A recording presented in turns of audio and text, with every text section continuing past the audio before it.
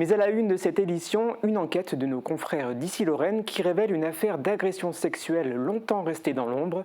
L'abbé Joseph Didelon, décédé en 2021 à 85 ans, est accusé d'avoir agressé sexuellement des collégiens de l'établissement Saint-Augustin de Bitche pendant un quart de siècle. Ces actes ont été révélés à la suite de témoignages de victimes accablants.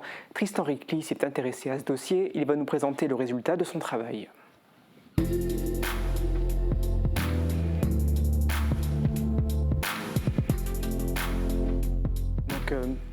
Tristan, comment ce prêtre aurait-il pu agir aussi longtemps sans être inquiété ? Bien Guillaume, l'une des principales raisons de cette impunité, c'est le silence qui a couvert ces faits pendant des décennies. L'abbé Joseph Didelon bénéficiait d'une véritable omerta.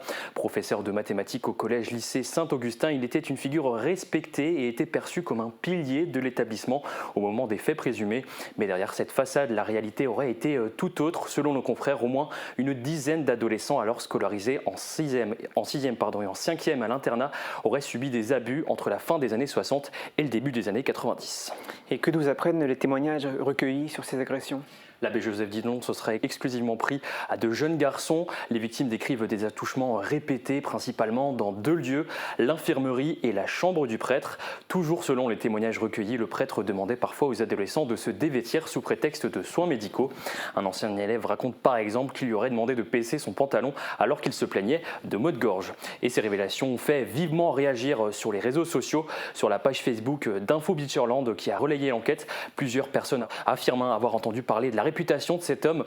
Martine, élève de l'établissement dans les années 90, écrit, vous le voyez, ce personnage n'y sévissait plus, mais j'avais eu rumeur de sa réputation. Surtout, éviter d'aller à l'infirmerie. Si moi j'étais au courant, énormément de gens devaient l'être aussi. Christophe, interne entre 1978 et 1985, enfonce le clou.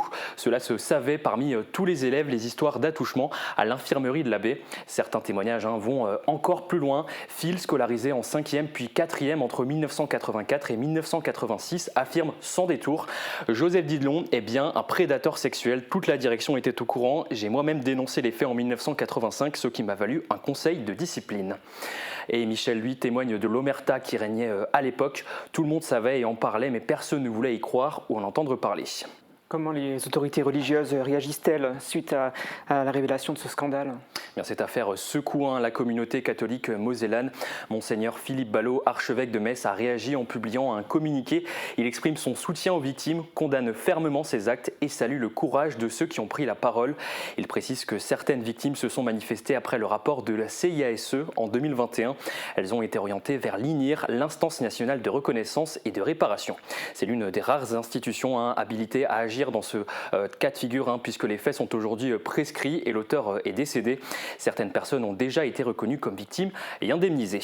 Et si vous avez été concerné par les abus du père Didelon ou de tout autre représentant de l'Église, eh bien vous pouvez contacter la cellule d'écoute du diocèse de Metz au 07 49 96 90 81 ou par mail à celluleécoute@catholique-metz.fr.